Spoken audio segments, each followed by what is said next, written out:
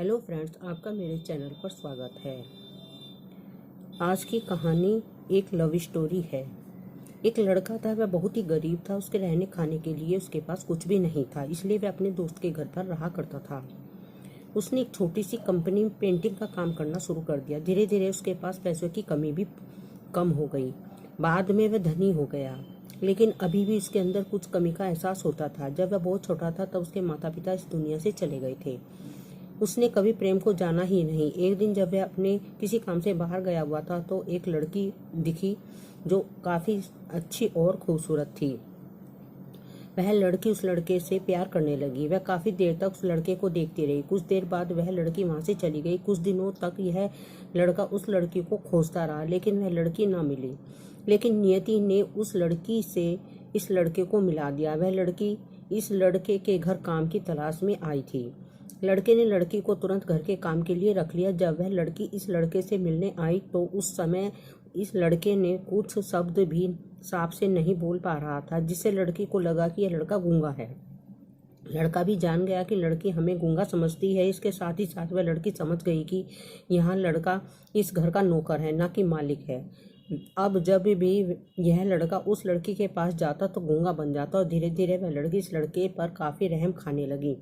अब उसे इस लड़के से प्यार होने लगा, लेकिन फिर भी वह लड़की एक बात से डरकर पीछे हट जाती थी कि इस लड़की के भी माता पिता बचपन में ही मर चुके थे। लड़की को इसके चाचा ने पाला था। वह चाहता था कि जब तक जिंदा रहे यह उसके खाने पीने का पैसा दे।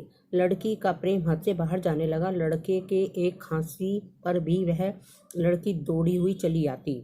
अब लड़का भी समझ गया कि उस लड़की को मुझसे प्यार हो गया है। लड़का भी बहुत ज्यादा उस लड़की से प्रेम करने लगा। उसने पहले लड़की के बारे में सब कुछ पता किया। जब उसे पता चल गया तो वह बहुत रोने लगा, क्योंकि उसने गूंगे होने का झूठ बोला था। अब वह दिनों रात रोने लगा। लड़की अपनी सैलरी में से लड़के का इलाज करवाने को कहती।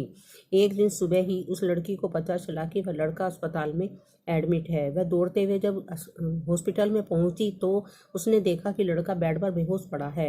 उसके आसपास काफी मशीन लगी हुई है। जब लड़की डॉक्टर के पास पहुंची तो वह डॉक्टर ने उसे बताया कि लड़का अब बोल नहीं सकता। उसने अपनी जीभ को काटने की कोशिश की है। इसके साथ ही उस डॉक्टर ने उस लड़की को एक पत्र भी दिया। उस पत्र में लिखा था, मैं काफी धनी लड़का हूँ। जिस घर में तुम काम करती हो उस घर का मालिक मैं ही हूँ, लेकिन इसके साथ ही मैंने तुमसे एक बहुत बड़ा झूठ बोला है कि मैं गूंगा हूँ। अब इस झूठ का प्रायश्चित करने के लिए मैं ऐसा काम करने जा रहा हूँ। इसके साथ ही तुम मेरे घर से, मेरे मैनेजर से पैसों को लेकर अपने चाचा को दे देना और एक नई जिंदगी की शुरुआत करना। अगर हो सके तो मुझे माफ कर देना। तुम्हारा दोषी।